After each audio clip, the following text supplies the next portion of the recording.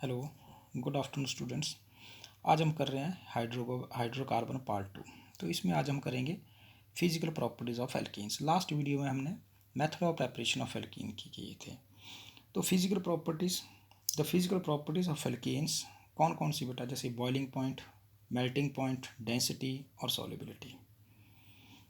तो इसमें क्या है, ये जो फिजिकल प्रॉपर्टीज़ हैं ये कुछ फैक्टर्स के ऊपर डिपेंड करते हैं। जैसे फर्स्ट है बेटा, number 1, intermolecular forces of attraction. Intermolecular forces of attraction इसके ऊपर डिपेंड करती हैं। सेकंड है, जितने भी जो ऑलमोस्ट एल्केन्स हैं ये बेटा सारे के सारे नॉन पोलर हैं। अब एल्केन्स जो है वो नॉन पोलर क्यों है? क्योंकि ये जो कार्बन और कार्बन या कार्बन और हाइड्रोजन के बीच का जो बॉन्ड है, इनके बीच में जो इलेक्ट्रोनेगेटिविटी डिफरेंस है वो बहुत कम होता है। और ऐसे मॉलिक्यूल्स जिनमें ये इलेक्ट्रोनेगेटिविटी डिफरेंस बहुत कम होता है बेटा, वो सारे के सारे ऑलमोस्ट नॉन पोलर होते हैं। थर्ड पॉइंट है बेटा, नॉन पोलर होने के कारण इनके बीच में जो फोर्स ऑफ अट्रैक्शन होती है बेटा, वो होती है van der Waal force of attraction.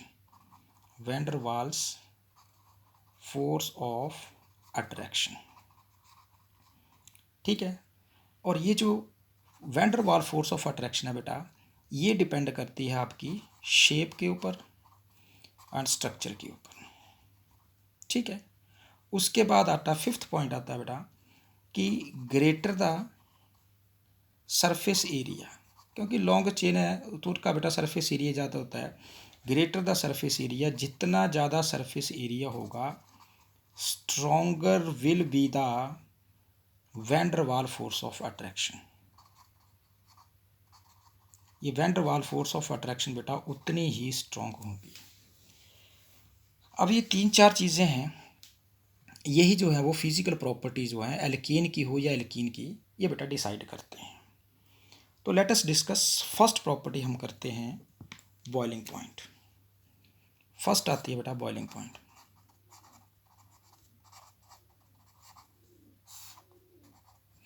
Boiling point क्या होता है? कोई भी मॉलिक्यूल, कोई भी जैसे एल्कीन है, जिस पॉइंट्स के ऊपर बॉइलिंग टेम्परेचर के ऊपर बॉइल करना स्टार्ट करता है उसको बॉइलिंग पॉइंट बोलते हैं। तो इसमें हम देखते हैं कि ये जो एल्केन्स हैं बेटा, जो फर्स्ट 4 मेंबर हैं C1 to C4 जो है ये गैसेज हैं, गैसेज फॉर्म में आती हैं मोस्टली, ठीक है। C5 से लेकर के बेटा C15-16 तक ये ऑलमोस्ट जो है ये आपके लिक्विड्स फॉर्म में आती हैं, लिक्विड्स हैं, ठीक है। और C15 या C17 से ऑनवर्ड जो है ये सारी की सारी वैक्सी सॉलिड्स होते हैं, ठीक है। अब बॉइलिंग पॉइंट जो है मैंने अभी आपको बताया था कि ये डिपेंड्स करता है increase in the molecular size and the surface area. The magnitude of the van der Waals forces of attraction goes up and hence the boiling point will be increases. तो मतलब क्या हो गया कि जितना ज़्यादा मॉलिक्यूलर मास होगा boiling point जो है वो आपका उतना ही ज़्यादा होगा, ठीक है। उसके बाद हम और जिसका जितना ज़्यादा सरफेस एरिया होगा तो स्ट्रेट चेन का जो सरफेस एरिया वो हमेशा ज़्यादा होता है। अब अगर मैं बात करूं आइसोमेरिक एल्कीन्स की, बेटा ये आइसोमेरिक एल्कीन्स कौन से होते हैं? ब्रांचेस में, जो ब्रांचेस में होते हैं। The branch chain isomers have the lower boiling point. उनका बॉइलिंग पॉइंट जो है वो हमेशा कम होता है, लोअर होता है। क्यों होता है? क्योंकि जब ये ब्रांचेज में आते हैं तो इनका सरफेस एरिया जो है वो डिक्रीज हो जाता है। जैसे एग्जांपल है, एग्जांपल लेके चलते हैं। जैसे आपके पास ये 1 2 3 4 5, इसको क्या बोलेंगे बेटा? एन पेंटेन, ठीक है। तो एन पेंटेन है तो इसका मतलब है ये स्ट्रेट चेन में है, कोई भी ब्रांच नहीं है। अगर इसी को मैं इस तरीके से लिख दूं, इसका नाम क्या होगा? आइसोपेंटेन। आइसोपेंटेन मतलब 2 मिथाइल ब्यूटेन। और थर्ड में मैं इसको अगर ऐसे लिख दूं, ये क्या होगा बेटा? ये नियोपेंटेन है, 2,2 डाई मिथाइल प्रोपेन। तो अब ये क्या है? ये स्ट्रेट चेन है, ये ब्रांचें हैं।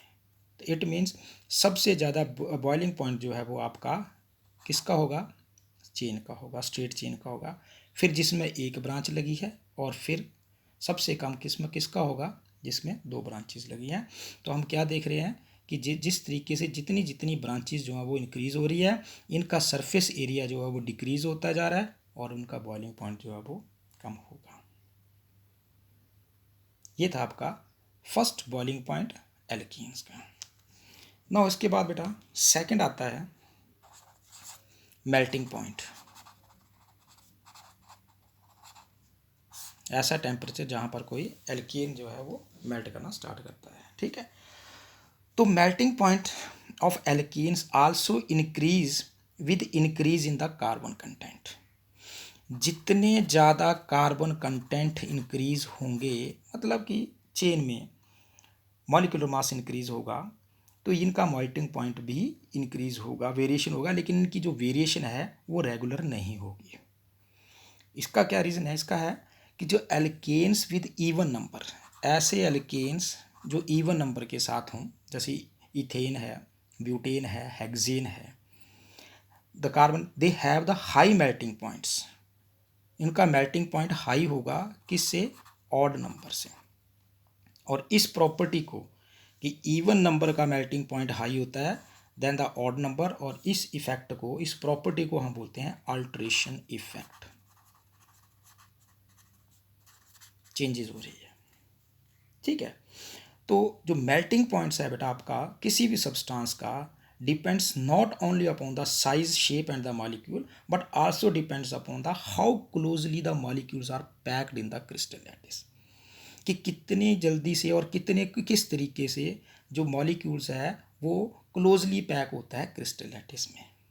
तो इवन नंबर जो कार्बन एटम होते हैं, इनमें जो 2 मिथाइल ग्रुप्स टर्मिनल्स हैं लाइक दिस, ये ये तो इसमें जो 2 टर्मिनल है मिथाइल ग्रुप के, ये lie on the opposite side of the zigzag chain. और अगर हम यही ऑड नंबर में लेते हैं तो बेटा ऑड नंबर में क्या होगा, ये इस साइड से चलेंगे। ठीक है, तो इनमें क्या होगा, ये इनके जो टर्मिनल है मिथाइल ग्रुप के, ये lie on the same side में। तो ऐसा करने से क्या होगा, even number of the carbon atoms they are more symmetrical than that of odd number of carbons, and hence the symmetry more will be the symmetrical, they are closely packed in the crystal lattice। तो इसलिए इनका जो melting point है even number, जितने भी even number alkenes हैं वो high होता है as compare than odd number alkenes.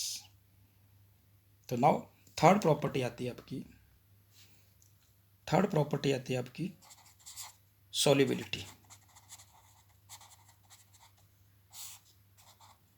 Solubility, तो सॉल्युबिलिटी के लिए आपका एक रिलेशन है बेटा, लाइक डिजॉल्व लाइक।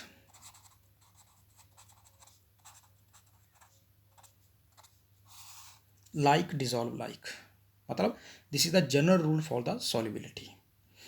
जितने भी जो एल्कीन्स हैं, मैंने अभी आपको फर्स्ट पॉइंट में बताया कि जितने भी एल्कीन्स हैं बेटा ये सारे नॉन पोलर हैं and they are insoluble in the polar solvents. तो मतलब क्या हुआ, लाइक डिजॉल्व लाइक का मतलब होगा जो पोलर होंगे वो पोलर में सॉल्वेंट होंगे, पोलर पोलर में होंगे, और जो नॉन पोलर हैं वो नॉन पोलर में होंगे। तो इसका मतलब क्या हुआ कि जितने भी जो आपके एल्केन्स हैं they are insoluble in the polar solvents. कौन कौन से पोलर सॉल्वेंट है, जैसे वाटर है, एल्कोहल है, किस में हाईली सॉल्युबल, किस में होंगे बेटा, ये सॉल्युबल होंगे आपके petroleum, ether, benzene and CCl4। ठीक है, ये सॉल्युबिलिटी है, जो पोलर है वो पोलर में होंगे और नॉन पोलर जो है वो नॉन पोलर में होंगे। And fourth one is density. तो डेंसिटी मतलब मास ओवर वॉल्यूम। जिसका वॉल्यूम बेटा जितना ज़्यादा होगा उसकी डेंसिटी उतनी ही कम होगी, और जिसका जितना ज़्यादा मास होगा उसकी डेंसिटी उतनी ही ज़्यादा होगी। This means all the alkanes are lighter than the water. जितने भी एल्केन्स होंगे वो सारे के सारे लाइटर देन वाटर। तो these are the physical properties of alkanes. Now we will discuss.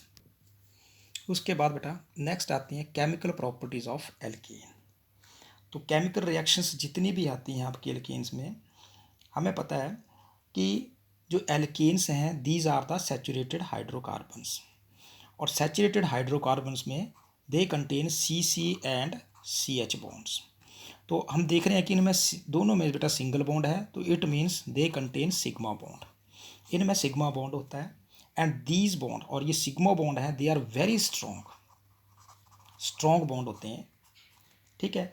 And that's why the alkanes they are the less reactive. जितने भी एल्केन हैं वो उस सिग्मा बॉन्ड होने की वजह से ये लेस रिएक्टिव होते हैं, ठीक है। तो इनकी भी फिर भी कुछ जो केमिकल रिएक्शंस हैं ये करते हैं, उनमें से बेटा फर्स्ट रिएक्शंस आती है आपकी सब्स्टिट्यूशन रिएक्शन।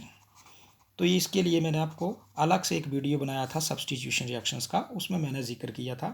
क्या होता है सब्स्टिट्यूशन रिएक्शंस?